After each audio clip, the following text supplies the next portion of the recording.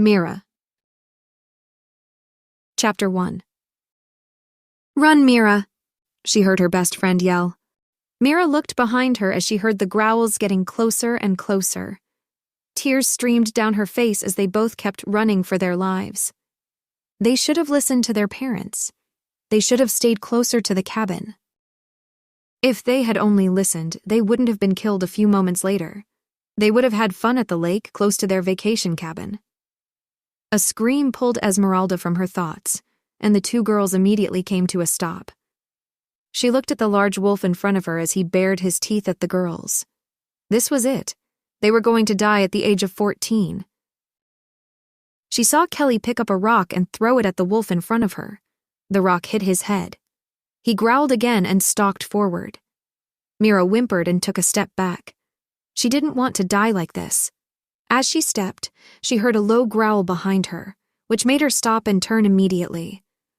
3 more wolves were behind them, and one was close to her. He looked at her, and she saw his amber-colored eyes. They were beautiful. She had never seen a wolf's eyes up close. Well, there was a reason for that. She had never been in a situation where she was about to get killed by one. His gray, almost white fur reflected in the sunlight, giving him an even more beautiful glow.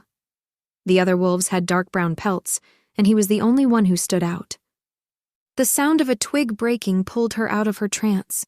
The next thing she knew, she was being grabbed by her wrist and pulled away from the wolves. The gray one tried to bite her but wasn't fast enough. Kelly pulled her further and they ran again. Mira pulled her wrist loose as they had to avoid a big boulder. As they ran past it, she heard a blood-curdling scream. She looked behind her and saw that Kelly had fallen. "Kelly!" Mira grabbed her arm and tried to help her up, but before she could, Kelly screamed again as one of the wolves grabbed her leg in his jaw and bit down. Mira grabbed a rock and threw it at his head. He yelped but didn't release Kelly's leg. She kept screaming as the wolf bit down even harder. Mira saw the other wolves getting closer and knew she had to act fast. She saw a stick and knew it couldn't hurt to try. She grabbed it, and before she could try to hit the wolf that held Kelly, she felt an excruciating pain in her right arm as her skin was ripped open from her shoulder to her wrist by a claw. She screamed as she felt her skin and muscles being torn open. Mira fell onto the ground and crawled backward as she saw the gray wolf run toward her.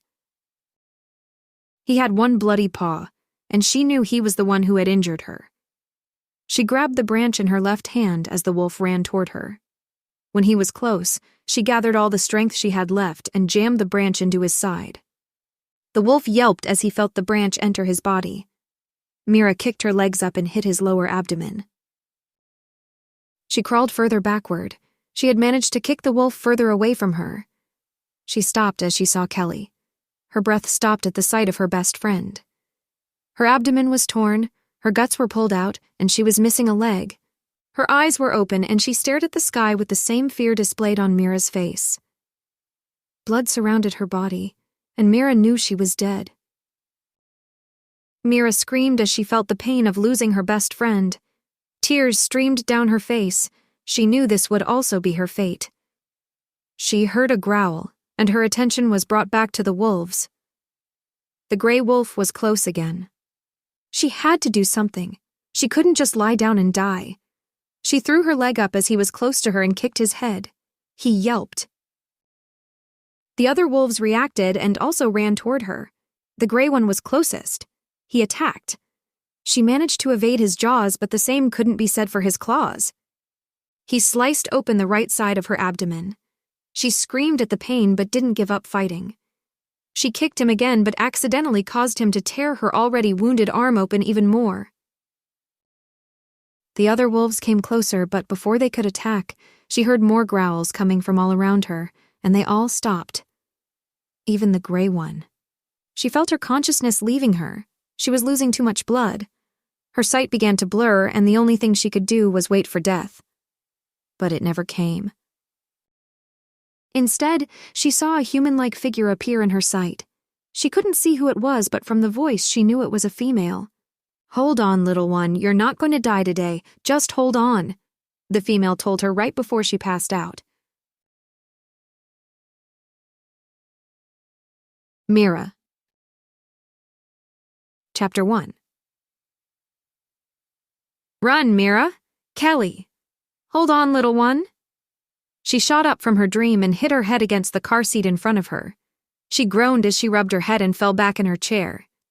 Mira, you okay? She looked at her brother, who looked at her in surprise. Mira knew he already knew that she'd had a nightmare about the attack again. She gave him a small smile and nodded. I'm fine, Mitch, she said as she started massaging her aching arm. She looked at it, and even though the sleeves of her hoodie hid the scars, she still felt the pain from them. After the attack, the doctors did everything to try to salvage her arm. With a miracle, they pulled it off, but the cost that came with it was one she didn't want to pay. The pain she felt in her arm would never go away. Her nerves were severely damaged. They'd tried everything to take it away, but nothing helped. Because her arm was basically shredded, she'd also lost 50% of her mobility. Her entire skin was composed of scars. No smooth skin was left. They'd said she'd been lucky. Lucky. She was anything but lucky. Mira saw her best friend being killed. She saw Kelly being ripped to shreds, and that image would haunt her for the rest of her life. The guilt of not being able to save her was something she could never get past. A tear fell down her cheek. She quickly wiped it away and looked through the car window at the moving scenery. The attack had been 6 years ago, and she only remembered bits and pieces. She remembered seeing Kelly like she was looking at her right now. She remembered they were attacked by wolves, but she couldn't remember what they looked like or where she was attacked. She remembered seeing the reaction of 2 parents who heard their daughter had been ripped to shreds and had passed away. Mira hadn't seen Kelly's parents since the funeral. They lived in the village where she and her parents had rented a cabin for the holidays. It wasn't that she didn't want to go, but she didn't remember the name of the village. Sometimes she was glad she didn't, but at other times she felt guilty for never visiting her best friend's grave.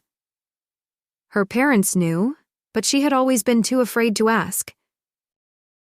Another tear rolled down and she brushed it away. She looked at the scenery and saw they had entered a forest. Where are we going again? She asked her parents. Her dad chuckled softly. Our new home. Mira rolled her eyes. Her dad had been offered a new job in a remote village. Because of the pay, he took it and ultimately decided they had to move there. She didn't mind. A change of scenery and people was something she craved. After being the girl that was attacked by wolves for 6 years, she'd really had it with the city. The thing was, her parents hadn't told either her or her brother where they would be living. They'd just said, a village in the forest with a big city nearby. They always said it like it wasn't a big deal, but she and Mitch just thought it was weird. Afterward, her dad told them it was a surprise, and that was the reason they were being so shady. But it felt like there was more to it. Why else would you suddenly move to Norway? Not just because you get a job there, in her opinion. Thanks for being shady, Dad, she commented eventually. He snorted and winked at her in the rearview mirror. She rolled her eyes and looked outside again. Truly, she had been excited when she'd heard they were moving to Norway. She had always loved the stories of Scandinavia, and she was excited to live there. They all were. How long will it be until we're there? Mitch asked. Look ahead, their mother said. Mira and Mitch looked to the front and saw a village getting closer. They briefly looked at each other before they looked back. They'd got here faster than they'd expected. Mira took in the village as they drove through. It was nice. The houses were modern in style, but were made of beautiful different-colored wood and stone. There was a big fountain in the middle of the village. It was also the center of the village where all the shops were. It was a more open and softer-looking village than she had expected for a village in the woods. They drove on a little further, out of the village, and a beautiful cabin appeared. Their dad stopped the car and they all got out. Welcome home, their mom said as she hugged her daughter. Mira gave her mother a small smile as they walked into the cabin. It was completely furnished, and just like in the village, there were modern features everywhere she looked. They walked to the first floor, and Mira was drawn to a door at the end of the hall. She walked to it, and as she opened it, a beautiful room was revealed. Her mom and dad looked at each other briefly before they looked back at her. She walked in. The bed was king-sized and had blue sheets. There was a desk with her laptop and a couch by the window with her accessories. Some of her drawings were hung on the wall as they had been in her old room. There was a huge walk-in closet filled with her clothes and also a mirror. The room had walls like the outside of the house, and the ceiling had a stoke near the wall, which was made of glass that merged with her windows to give it a more open feeling. It had an adjoining bathroom which she would have to share with the person who had the room on the other side of the bathroom. The bathroom had a separate shower, a toilet, and a beautiful sink with a large mirror above it. Everything was modern and white. The doors to the bathroom could be locked from the inside. The floor was made from black tiles and the walls from gray tiles. Mira got the feeling she'd been there before. She walked back into the bedroom and saw her parents and brother. "So I guess this is my room," she stated. Her mother smiled and nodded. "We weren't waiting for a fight about who gets which room, so we chose for you," her dad said. Mira and Mitch looked at each other and started laughing. "Let's go get the bags," her mom said as she and her dad walked downstairs. "Question?" Mitch started. "Do you also feel like you've been here before?" Mira looked at the room and nodded. "Yeah, but I don't know if we've ever been to Norway before," Mira answered. Mitch nodded as well. "You guys coming, or are you going to sleep in the car?" their dad yelled from downstairs. Mira rolled her eyes as she walked downstairs, followed by Mitch. She walked outside and saw her mom grabbing one of her brother's bags out of the car. Mitch saw this as well and immediately ran toward her to grab the bag from her. "Good day." Mira looked toward the left and saw people approaching, a male, a female, and 2 younger males about her age. "Hello," her mother answered as she walked toward the 4. Mitch and Mira briefly looked at each other. "I'm Mayor Adrian Mainskin," the older male said. He had short light blonde hair and was wearing a blue button-up shirt with black trousers and black formal shoes. His eyes were hazel and kind. "This is my wife, Sin." The female nodded at them with a smile. She had raven black hair which reached her thighs, green eyes, and she was wearing a blue pantsuit. "Have I seen her before? I feel like I know her." "And the 2 young ones are the interns. This is Edvin." Mira looked at the male next to the mayor. He had brown hair and blue eyes. He was wearing the same kind of clothes as the mayor and the other intern, but she could see his muscles through his button-up shirt. The other one wasn't without muscles either. He and Edvin were also wearing black trousers, but Edvin was wearing a white button-up shirt with a tie, and the other wore a dark green shirt with rolled-up sleeves and no tie. Mira looked at the other intern and noticed his blonde hair was held together in a small bun, and his dark brown eyes were almost as dark as hers. He had freckles which only made him more handsome. "And Ken," the mayor said as he pointed at the blonde intern. Ken's eyes met Mira's and he smiled at her. She returned the smile before she looked away and listened to her mother. "I'm Dina Pack. This is my son, Mitchell." Mitch walked to the front where their mom stood and nodded at the mayor. "And my daughter, Esmeralda." Mira gulped and walked toward her mother as well. They looked at her as she gave them a smile and nodded.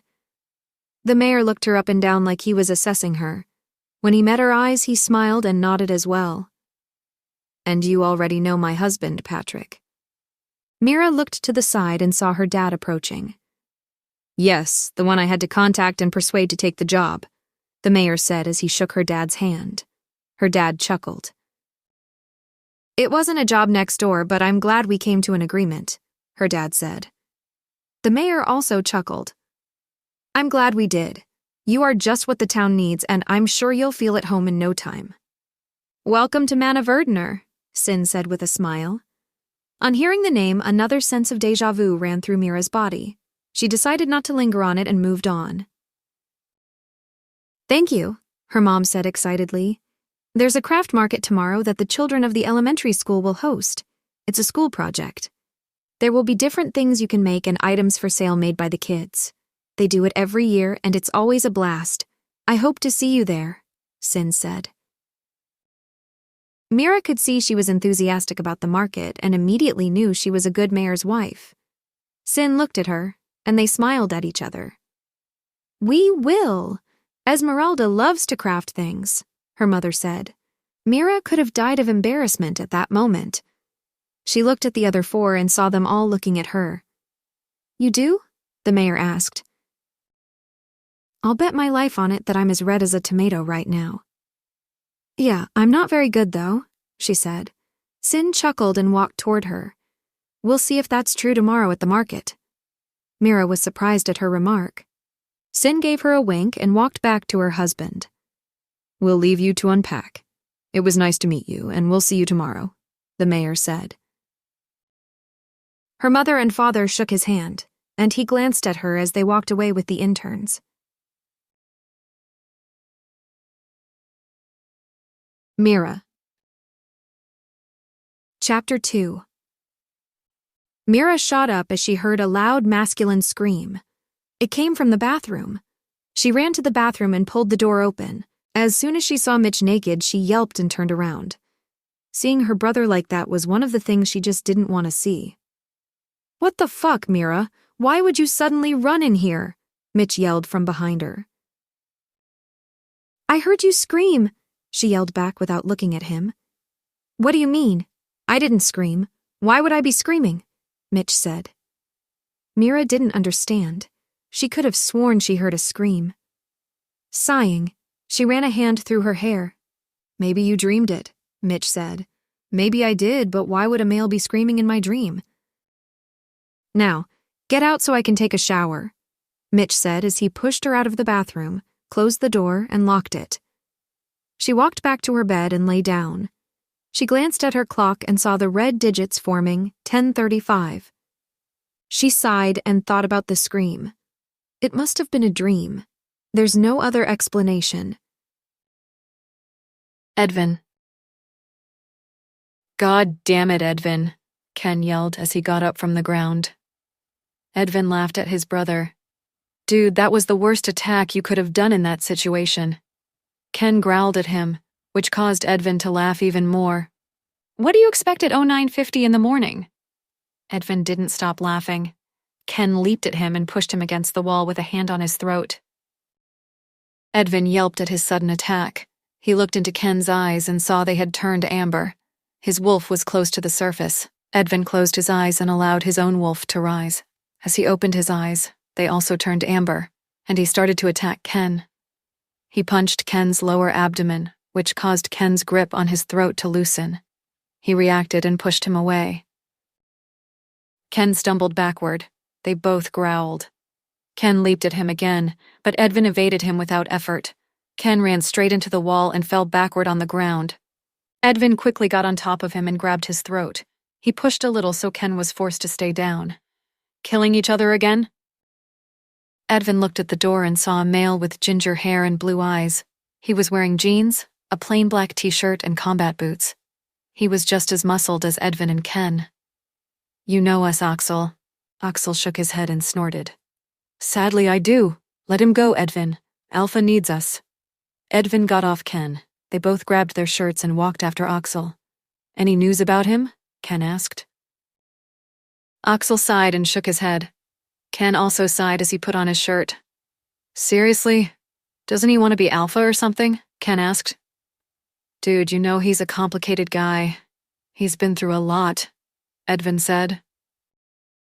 Axel looked at him. And we haven't? That day changed us all, Edvin. He's the Alpha's son. He needs to grow up and take his place. Yes, he was broken, but he needs to move on like we have. Seriously, have we moved on? Ken asked. Axel and Edvin looked at him. Luna still reminds us of it every year, and every time she does, I feel like I did that day. We let it happen, and now it's something that will haunt us. It's only natural he's reluctant to take his place as Alpha, Ken said. Axel sighed and didn't respond. The three walked in silence toward the office and walked in. Alpha Adrian looked up from his notes and removed his glasses. Alpha, the three greeted. I'm organizing a search for my son, Adrian started. Axel, Edvin, and Ken looked at each other briefly. It's been 3 months. He needs to come home and accept or officially reject the position, Adrian said. He stood up from his desk and looked out the window. I'm putting you three in charge of the 3 search parties. He turned back to face them. You won't stop until you find him and bring him back. Understood? The 3 stood a little straighter and nodded. Where will each of us start? Axel asked. You will start at the western border of the pack. Edvin will start at the eastern border and Ken at the southern border. I will appoint my beta, Vigo, to search at the northern border. You will start at the edge and continue for as long as it takes. Don't cross territories or kill any rogue. He stopped. The sound of a blood-curdling scream filled the air. It came from the northern side of the forest. Go! Adrian commanded the 3, and they ran out of the pack house and toward the scream. Mira. After breakfast, Mira went upstairs and took a shower. She remembered Sin talking about the market, and she was excited they had a craft market every year. She had always loved crafting things, and drawing was one of her favorites. Even though she could barely move her arm, she could use it to draw, and she was forever grateful for that. After a short shower, she got out and dried herself. Her eyes went to the mirror. The scars on her arm were the first thing she noticed, and immediately the image of ripped-open Kelly appeared in her head. The scars covered her entire right arm, shoulder, an area of her collarbone, and her shoulder blade. Her hand was basically unharmed, besides some small scars that were barely visible from a distance. She looked at her abdomen and saw the claw marks on her right side. An image of the wolf cutting her appeared in her head, and a tear slipped out. She shook the images out of her head and dried her tear. The time for feeling sorry for herself was over. She needed to move on. She wanted to move on. All the crying she'd done had never helped, and she didn't want it anymore. She walked into her room and dressed in some black underwear, blue jeans, a blue top, and a black pullover of which the torso was see-through, and the sleeves weren't. The scars on her shoulder blade and collarbone were visible, but they weren't obvious. She brushed her golden blonde hair, which reached her lower back, and decided to let it hang loose. She looked at herself. Her dark brown eyes were almost black. She had all the right curves, and she was happy with her body. She grabbed her combat boots and put them on before she walked downstairs.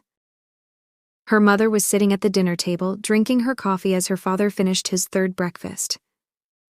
I'm gonna go to the market. I have my phone, so if you get there, you can let me know. Mira yelled at them as she walked to the door. She heard her mother chuckle. Sure, sweetie, have fun. Mira smiled at her mother before she walked out of the house and went to the village. It didn't take long before she arrived, and she was soon surrounded by people who were all in a festive mood. She smiled at them and felt like she belonged already. She walked in the direction of the square and saw the stands. There were kids running around handing out flyers, and others were sitting at stands and crafting. Some were drawing, others were sculpting. There was also pottery, and some were making wicker baskets.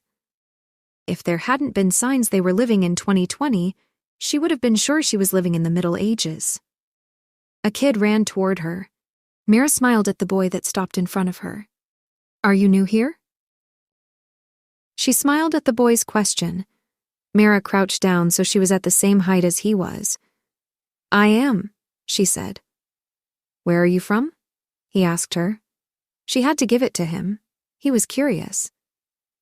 I lived in America before moving here. You've come a long way then. She got up and looked at the male behind her. Mira smiled and saw the resemblance between him and the boy. They both had light brown hair, gray eyes, and the same nose. The male was built strong, and she could see the muscles underneath his shirt. I'm Vigo, the mayor's deputy, and that nosy little boy is my son, Reuben. I'm not nosy, Reuben said as he stomped his foot on the ground. She smiled at the boy before looking back at Vigo. Esmeralda, you can call me Mara. Nice to meet you, Mara. Vigo smiled and held out his hand for her to shake. It was his right hand, and she knew it would hurt to shake it. She clenched her jaw and shook it anyway. Every move she made hurt, and she had trouble not showing her pain. "Are you okay?" Vigo asked. She smiled at him as she released his hand and massaged her arm. "I'm fine. My muscles ache a little."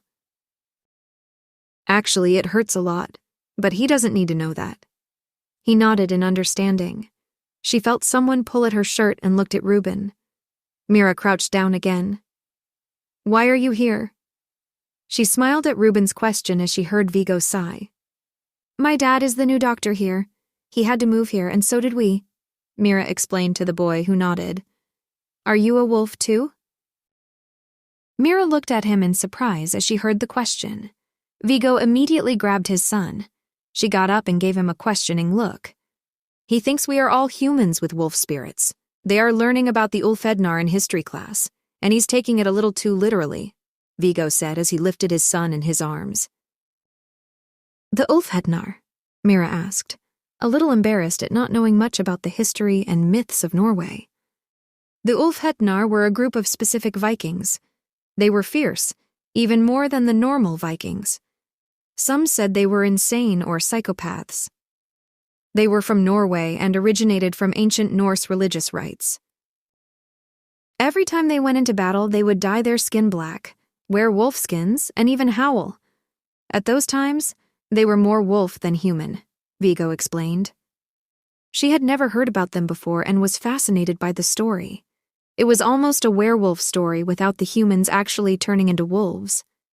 Or they did, but not with their body. Mira looked at Ruben and smiled at him. "No, I'm not a wolf." He gave her a sad look and nodded. She smiled at Vigo, who smiled in return. He looked over his shoulder and sighed. She looked past him and saw nothing that would have drawn his attention. What is he looking at? He looked back at her as he placed his son back on the ground. "I have to go. It was nice to meet you, Esmeralda." She smiled and nodded before he turned and walked to a large house, probably the city hall. She saw 3 males run toward it with someone in between them. Vigo also started running and they all disappeared into the city hall. What's happened? Mira. Chapter 3. Ruben pulled her toward his stand, and she saw all kinds of pottery in front of her. What she'd seen at the city hall was still running through her head, but she knew it was none of her business. Ruben walked behind the stand. "Look, I made this just now." He showed her a handmade vase. It was medieval Norwegian in style. The markings on it were beautiful, and it was big. Mira took it from him with both hands and had a closer look. Her arm ached again, but she ignored it for now. The vase was asymmetrical, and she couldn't believe that a boy had made it. He looked at her in anticipation, and she smiled at him. "You made this?" she asked. $1 million smile appeared on his face, and he nodded. "It's beautiful, Ruben," she said, and somehow his smile grew even brighter, which made her chuckle. Mira went to give it back to him, but he shook his head. "It's for you." She looked at him in surprise. "But you don't even know me." He shrugged and looked shyly at his feet. Mira smiled and shook her head. She crouched down in front of him. "Thank you." He looked up, and the smile was back on his face. "Can I leave it here until I go home?" He nodded and took the vase from her. She looked at the woman who was also behind the stand. The older woman had short gray hair and was wearing simple clothing and an apron. She smiled and shook her head at the boy. "Ruben, you have some more pots to make. I think it will impress her if you show her what you can do." There was no need to tell him twice. Before she was even done talking, he sat at his place, put on his apron, and started to make something. The older woman walked over to Mira. "This is your first day here, and you already have an admirer. How do you do it?" Mira snorted. "I really don't know." The woman chuckled. "I'm Hedda, one of the teachers at the elementary school." She held out her hand. Mira cursed in her head as she knew she had to use her arm again. "I'm Esmeralda, but you can call me Mira," she said as she shook her hand. Pain shot up and down her arm, but she didn't show it. "Welcome, Mira. I hope you enjoy the market," she said as she walked toward Reuben. Mira kept watching the boy for a while until her legs started to ache, and she decided to walk around a little. It was busy in the square, and usually she would have hated it, but here she loved it. No one knew who she was, and no one was giving her strange looks. She was normal here. Mira walked further and saw the city hall appear in her view. She walked toward it and saw a trail of blood leading up to the building. Following the trail with her eyes, she saw it led into the forest.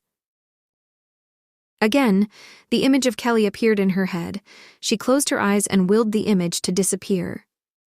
"What are you doing here?" Her gaze shot to a ginger-haired male, and she didn't know how to react. He crossed his arms and glared at her. "Dude, relax. This is Esmeralda. She's the daughter of the new doc that just moved here with his family," Edvin said as he appeared from behind the ginger-haired male. Mira saw the male relax a little when he looked back at her. "I'm sorry. I'm Axel. My father is the mayor's deputy." Mira gave him a small smile. He must be Vigo's son and Reuben's brother. "I saw that you brought someone in earlier, and when I walked by, I saw the blood trail. What happened?" she asked. Axel looked at the trail and sighed. "Someone was running in the forest and he accidentally walked into a hunter's trap. He's fine, but it was a close call." "I would advise you not to go for a run in the woods right now," he added. She snorted at his advice. "I don't go into the woods alone," she said. Both he and Edvin looked at her in surprise. "Why not?" Edvin asked. She really didn't want them to know what had happened to her all those years ago. She was finally free from all those looks. Mira sighed and ran her good hand through her hair. "It's nothing. I just don't like going into the forest." Mira could see they weren't going to let it go, but for now, they'd have to. "Some people just don't like it," a female said. Mira looked to the side and saw Sin, Vigo, and Ken walking toward her. She smiled at them. "Are you enjoying the market?" Sin said as she stopped in front of her. "Very much so. Everything is very different from what I was used to in America." Everybody chuckled. "A good different, I hope," Vigo said. Mira smiled and nodded. "It is. In America, everybody only really cares about themselves and judges you just by looks. Here, everyone seems nice and lives their own lives. It's a welcoming change." "You don't know how welcoming we are," Ken said as he roughly wrapped an arm around her shoulders and squeezed. She whimpered and clenched her jaw. Ken immediately released her. Her hand shot to her arm. "What did I do?" She shook her head. "Nothing." "She has some aching muscles," Vigo said. She looked at him and smiled. Sin chuckled. "If anybody says that moving isn't a workout, they have never moved." Mira chuckled as well. Then she saw Axel and Edvin looking at her collarbone and knew they had seen her scars. "I got them a while ago." Their eyes shot up to hers. "How?" Axel asked. "Something happened, and let's just say it left a mark." The others were now also looking at the exposed scar on her collarbone. "I'm guessing you don't want to talk about it," Ken said. Mira sighed and shook her head.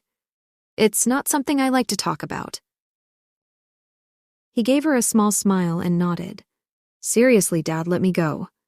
Everybody looked toward the sound.